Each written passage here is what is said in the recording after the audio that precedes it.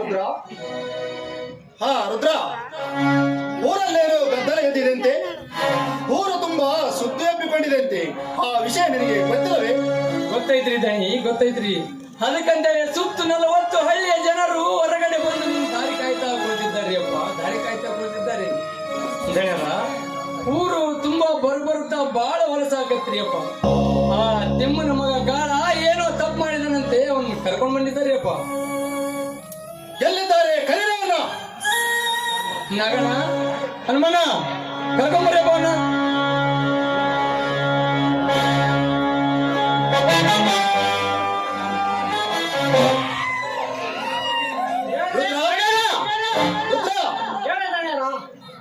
ಊರಲ್ಲಿ ಏನು ತಪ್ಪು ಮಾಡಿದ್ದಾನೆ ಇವನು?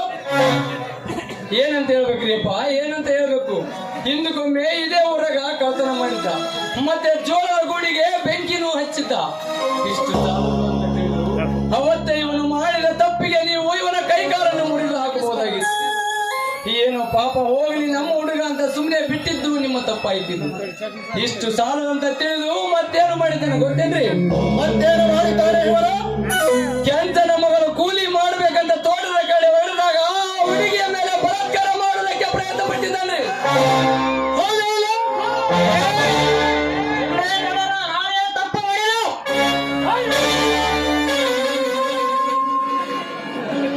ಎಲ್ಲಿರುವೆ, ಎಲ್ಲ ನೆಂತಿರುವೆ, ಯಾರ ಕಣ್ಣು ಮುಂದೆ ನೆಂತಿರುವೆ ಎಂಬುದು ಅರಿವು ನನಗಿದೆಯಾ? ಈ ಸುತ್ತು 40 ಹಳ್ಳಿಗಳ ಜನರ ಸಮಸ್ಯೆಗಳನ್ನು ಬಗೆಹರಿಸುವ ನ್ಯಾಯವಂತರ ಮರಿತನ. ಇಂಥ ಮನಿತನದಲ್ಲಿ ನಿಂತು ಅನ್ಯಾಯದ ಕೆಲಸವನ್ನು ಮಾಡಿದರೆ ನಮ್ಮ ಕತ್ತರಿಸಿಕೊಳ್ಳಬೇಕಾಗುತ್ತದೆ.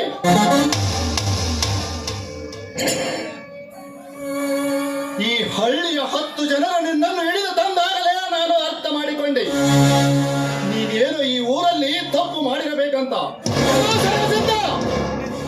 ಈ ಧನ್ರಾಜ್ ದಣಿ ಹತ್ತಿರ ಸತ್ಯಕ್ಕೆ ಬೆಲೆ ಇದೆ ಹೊರತು ನಿಮ್ಮಂತ ಸುಳ್ಳಿನ ಸತ್ಯ ಕಟ್ಟುವರಿಗೆ ಶಿಕ್ಷೆ ತಪ್ಪಿದ್ದಲ್ಲ.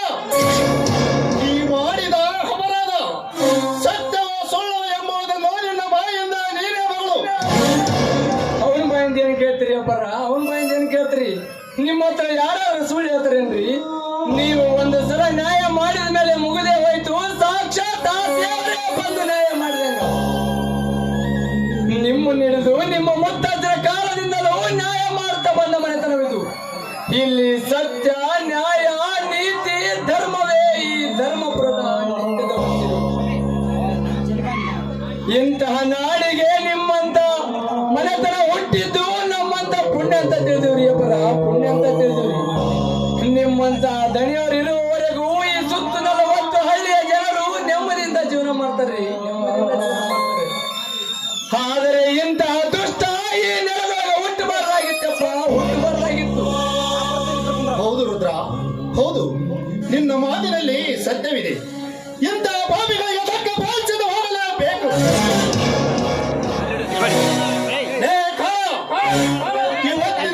ಊರಿನಲ್ಲಿ ಬದುಕಬಾರದು, ಈ ಊರ ಬಿಟ್ಟು ತೊಲಗಬೇಕು.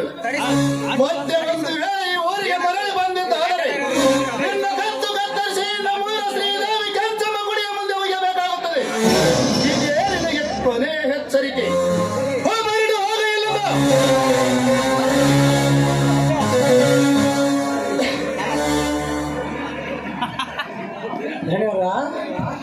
ಇಂತಹ ಚಿಕ್ಕ ವಯಸ್ಸಿನೊಳಗೆ ಎಂತೆಂತಹ ಸಮಸ್ಯೆಗಳನ್ನು ಬಗೆಹರಿಸ್ತೀರಲ್ರಿ ಅಪ್ಪ. ದೊಡ್ಡ ದಯರಂಗ ನಿಮ್ಮ ಹತ್ರ ದೊಡ್ಡ ಗುಣ ಐತ್ ನೋಡ್ರಿ ಅಪ್ಪ. ನಿಮ್ಮಂತ ಪುಣ್ಯವಂತರಿಗೆ ಆ ದೇವರು ಮಕ್ಕಳ ಸಂತಾನವನ್ನು ನೀಡಲು ದೊಡ್ಡ ಪಾಪರಿ ಅಪ್ಪ, ದೊಡ್ಡ ಪಾಪ. ರುದ್ರ, ನಿಮ್ಮ ಹೊಟ್ಟೆಯಿಂದ ಒಂದು ಮಗು ಹುಟ್ಟಿದರೆ ಸಾಕು ಅಂತ ನಿತ್ಯ ನಾನು ದೇವರಿಗೆ ಬೇಡ್ಕೊತೀನಿ.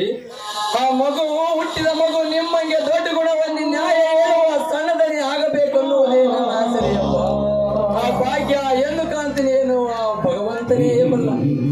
ರುದ್ರ, ನಮ್ಮ ಮದುವೆಯಾಗಿ 3 ವರ್ಷ ಹೋದರೂ ನಮಗೆ ಮಕ್ಕಳ ಸಂತಾನ ದೊರೆಯಲಿಲ್ಲ. ಅದಕ್ಕಾಗಿ ನಾವು ಚಿಂತೆ ಮಾಡುವ ಅವಶ್ಯಕತೆಯೇ ಇಲ್ಲ. ಈ ಊರಿನ ಪ್ರಜೆಗಳೇ ನಮ್ಮ ಮಕ್ಕಳೆಂದು ತಿಳಿದರಾಯಿತು. ನಿಮ್ಮಂತ ದೀನ ದಲಿತರೇ ನಮ್ಮ ಬಂಧು ಬಳಗ. ರುದ್ರ, ದೇವರು ನಮಗೆ ಯಾವ ರೀತಿ ಮಕ್ಕಳ ಭಾಗ್ಯ ಪಡೆಯಬೇಕಾದ್ರೆ 7 ಜನ್ಮದ ಪುಣ್ಯ ಮಾಡಿರಬೇಕು, ಪುಣ್ಯ ಮಾಡಿರಬೇಕು. ದೇವರು ನಮಗೆ ಅರಮನೆ ಹೊಂದ ಮನೆ, 400 ಎಕರೆ ಜಮೀನು, ಬೆಳ್ಳಿ ಬಂಗಾರ ಸಿರಿ ಸಂಪತ್ತು ಐಶ್ವರ್ಯ ಇಷ್ಟೆಲ್ಲ ಸಾಕಷ್ಟು ಮನೆಯಲ್ಲಿ ತುಂಬಿದೆ. ನಿಮ್ಮಂತ ದುಡಿಯುವ ಹಾಳು ಮಕ್ಕಳೇ ನಮ್ಮ ಮಕ್ಕಳೆಂದು ತಿಳಿದರಾಯಿತು ರುದ್ರ. ನಿಮ್ಮಂತ ಹಾಳು ಮಕ್ಕಳೇ ನಮ್ಮ ಮಕ್ಕಳೆಂದು ತಿಳಿದರಾಯಿತು. ಎಂತ ಮಾತ್ರಿಯಪ್ಪ, ಎಂತ ಮಾತಂತ ಆಡ್ತೀರಿ ನೀವು. ನಮ್ಮನ್ನು ಪ್ರೀತಿಯಿಂದ ಮಕ್ಕಳಂತೆ ಕಂಡ್ರು ನಾವು ನಿಮ್ಮ ಮನೆಯ ಮಕ್ಕಳಾಗೋದಿಲ್ರಿ. ನಿಮ್ಮ ಮನೆಯ ಮಗ ಬೇಕೇ ಬೇಕು. ನಮ್ಮ ಮುತ್ತಜ್ಜನ ಕಾಲದಿಂದಲೂ ನಾವು ಈ ಮನೆಯಲ್ಲಿ ದುಡಿಯುತ್ತಾ ಬಂದಿದ್ದೇವೆ. ನಮ್ಮೆಲ್ಲರನ್ನು ಮಕ್ಕಳಂತೆ ಪ್ರೀತಿಯಿಂದ ಕಂಡ್ರಿ. ಅದಕ್ಕೆ ನಾನು ದೇವರಿಗೆ ಬೇಡಿಕೊಳ್ಳೋದು, ನಿಮ್ಮ ಹೊಟ್ಟೆಯಲ್ಲಿ ಒಂದು ಮಗು ಹುಟ್ಟಿದರೆ ನಮ್ಮ ಊರಲ್ಲಿರುವ ಎಲ್ಲ ದೇವರಿಗೆ ತುಪ್ಪದ ಅಭಿಷೇಕ ಮಾಡುತ್ತೀನಿ ಅಂತ ಹರಕೆ ಹೊತ್ತಿದ್ರಿ ಅಪ್ಪ, ಹರಕೆ ಹೊತ್ತಿದ್ರಿ. ರುದ್ರ,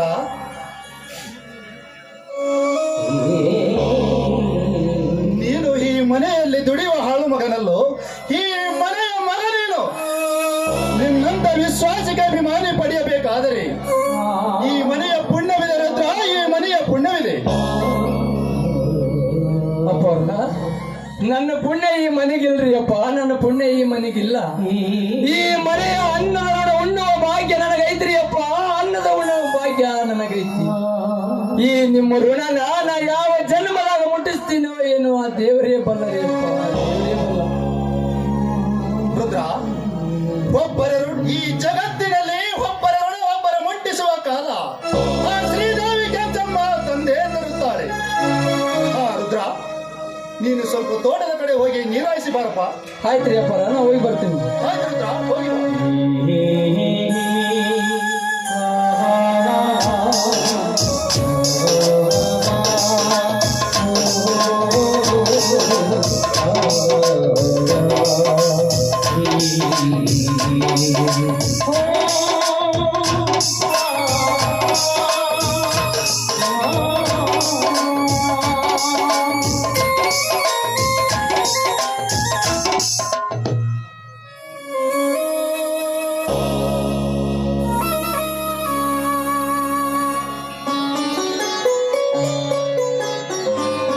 ಮಹಾದೇವಿ, ಮಹಾದೇವಿ, ಎಲ್ಲಿಗೆ ಹೋಗಿದ್ದಿ? ಅಭಿಷೇಕ ಮಾಡಿಸ್ಕೊಂಡು ಬರೋದಕ್ಕೆ ದೇವಸ್ಥಾನಕ್ಕೆ ಹೋಗಿದೆ. ತೆಗೆದುಕೊಳ್ಳಿ ಪ್ರಸಾದ.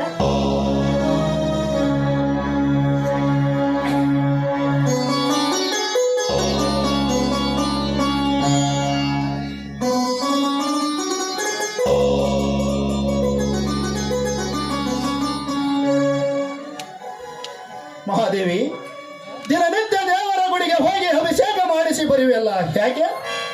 ಆ ದೇವರ ಹತ್ರ ಏನಾದರೂ ಹರಕೆ ಬೇಡಿಕೊಂಡಿದ್ದೀಯಾ? ಹೌದು ಸ್ವಾಮಿ, ನಿಮ್ಮಂತ ಪುಣ್ಯವಂತ ನೀತಿವಂತ ಪತಿ ಸಿಕ್ಕಿದ್ದು ನನ್ನ 7 ಜನ್ಮದ ಪುಣ್ಯವನ್ನ ಭಾವಿಸ್ಕೊಂಡಿದ್ದೀನಿ. ಆದ್ರೆ ನಮ್ಮ ಮದುವೆಯಾಗಿ 3 ವರ್ಷ ಆದ್ರೂ ನಮ್ಗಿನ್ನೂ ಮಕ್ಕಳಾಗಿಲ್ಲ. ಅದಕ್ಕೆ ಆದಷ್ಟು ಬೇಗ ನಮ್ಗೆ ಸಂತಾನ ಫಲ ಸಿಗ್ಲಿ ಅಂತ ಆ ದೇವರ ಹತ್ರ ಪ್ರತಿನಿತ್ಯ ತುಪ್ಪದ ಅಭಿಷೇಕ ಮಾಡಿಸ್ತೀನಿ ಅಂತ ಅನ್ಕೊಂಡಿದ್ದೀನಿ. ನಮ್ಗೊಂದು ಮಗು ಅಂದ್ರೆ ನಮ್ಮ ಜನ್ಮ ಸಾರ್ಥಕ ಅಲ್ವೇ? ಮಹಾದೇವಿ, ನೋಡು ಮಹಾದೇವಿ, ಎಲ್ಲರ ಆಸೆಗಳನ್ನು ಕೈ ಬೀಸಿ ಕರೆದು ಮನಸ್ಸಿಗೆ ಭಾರ ಮಾಡಿಕೊಳ್ಳಬೇಡ. ಯಾಕೆಂದರೆ ಈ ಕಲಿಯುಗದಲ್ಲಿ ಮುಂದೆ ಹುಟ್ಟುವ ಮಕ್ಕಳು ಈ ಮನೆತನಕ್ಕೆ ಮುತ್ತುಗಳು ಹೋಗಬಹುದು, ನವರತ್ನಗಳು ಹೋಗಬಹುದು. ಒಂದು ವೇಳೆ ತಪ್ಪಿ ಹುಟ್ಟಿದರೆ ಹುಟ್ಟಿದ ಮಕ್ಕಳೇ ಈ ಮನೆತನಕ್ಕೆ ಕುತ್ತುಗಳು ಹೋಗಬಹುದು, ಕುತ್ತಿಗೆ ಕತ್ತರಿಸುವ ಕಡುಗರು ಹೋಗಬಹುದು. ಬಯಸಿ ಬೇಡುವುದು ಬೇಡ ಮಹಾದೇವಿ, ಬರುವ ಮನುಷ್ಯನೆಂದರೆ ತಾನಾಗಿಯೇ ಬರಲಿ. ದೇವರಲ್ಲಿ ಹರಿಕೆ ಬೇಡುವುದನ್ನು ಇಲ್ಲಿಗೆ ನಿಲ್ಲಿಸಿ ಬಿಡು ಮಹಾದೇವಿ, ಇಲ್ಲಿಗೆ ನಿಲ್ಲಿಸಿ ಬಿಡು. ಯಾಕೆ ಆ ದೇವರ ಮೇಲೆ ನಿಮ್ಗೆ ಇಷ್ಟೊಂದು ಕೋಪ? ಓಹೋ, ನಾನು ಆ ದೇವಿಗೆ ಮಾಡುವ ಅಭಿಷೇಕ ವ್ಯರ್ಥವಾಗ್ಬೋದು ಅಂತ ನಿಮ್ಮ ಮನಸ್ಸಿಗೆ ಅಲ್ವೇ? ಇಲ್ಲ ಗೆಳತಿ, ಖಂಡಿತವಾಗ್ಲಿಲ್ಲ. ನೋಡ್ತಾ ಇರಿ, ಇಂದಲ್ಲ ನಾಳೆ ನಮಗೊಂದು ಮಗು ಹುಟ್ಟೋದು ಖಂಡಿತ. ಅವನು ಕೂಡ ನಿಮ್ಮ ಹಾಗೆ ದೊಡ್ಡ ಗುಣ ಹೊಂದಿ ದೊಡ್ಡ ದನಿಯಾಗಿ ದೊಡ್ಡ ಕೀರ್ತಿ ತರ್ತಾನೆ ನಮ್ಮ ಮನೆತನಕ್ಕೆ. ನನ್ನ ಆಸೆ ಪೂರೈಕೆ ಆಗೋದ್ರಲ್ಲಿ ಯಾವ ಸಂದೇಹವೂ ಇಲ್ಲ. ಮಹಾದೇವಿ, ನಿನ್ನ ಆಸೆ ಪೂರೈಸಲು ಆ ಶ್ರೀದೇವಿ ಕೆಂಚಮ್ಮ ಕಣ್ಣು ತೆರೆಯಬೇಕಲ್ಲ ಮಹಾದೇವಿ. ಆ ದೇವಿ ಗಂಜಮ್ಮ ನಮ್ಮ ಮೇಲೆ ಕಣ್ಣು ತೆಗೆದಿದ್ದಾರೆ ಸ್ವಾಮಿ. ಅಂದರೆ ಈಗ ನೀನು ಹೇಳುವ ಮಾತು ಅಂದ್ರೆ ನಾನೀಗ ನೀನೀಗ 3 ತಿಂಗಳ ಗರ್ಭಿಣಿ. ಮಹಾದೇವಿ, ಮಹಾದೇವಿ, ಮಹಾದೇವಿ, ಈ ಮಾತನ್ನು ನೀನು ಸತ್ಯವಾಗಿ ಹೇಳುತ್ತೀಯಾ? ಹೆಚ್ಚಿಗೆ ಕೇಳಬೇಡಿ, ನಾಚಿಕೆ ಆಗುತ್ತೆ. ಮಹಾದೇವಿ, ಹಿಂದೆ ನೀನು ಎಷ್ಟು ಸಲ ನಾಚಿಕೊಂಡರೂ ನನ್ನ ಮನ ಬರೆಯಿಂದ ಬಂದಿತ್ತು. ಆದರೆ ಹಿಂದೆ ನಿನ್ನ ನಾಚಿಕೆಯ ಸೌಂದರ್ಯ ನೋಡಿ ನನ್ನ ಮನ ಮೀಟಿದಂತಾಗುತ್ತದೆ ಮಹಾದೇವಿ, ನನ್ನ ಮನ ಮೀಟಿದಂತಾಗುತ್ತದೆ. ನನ್ನ ಮನೆ ಕೂಗುತ್ತಿದೆ ಮಹಾದೇವಿ, ನನ್ನ ಮನ ಕೂಗುತ್ತದೆ. ಮನ ಕೂಗ್ತಾ ಇದೆಯಾ? ಏನೆಂದು? ನಿನ್ನನ್ನು ಬೇಗನೆ ಅಯ್ಯೋ ದೇವ್ರಿ, ಹೋಗಿಪ್ಪ. ಯಾರಾದ್ರೂ ನೋಡಿದ್ರೆ ಏನ್ ಅನ್ಕೋತಾರೆ?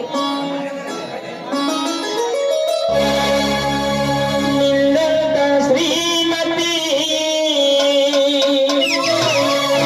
ಕೈ ಹಿಡಿದಾದ ನಿನ್ನಂತ ಗುಣವತಿ ಜೊತೆಯಾದ ದಿನವೂ ಆನಂದವೇ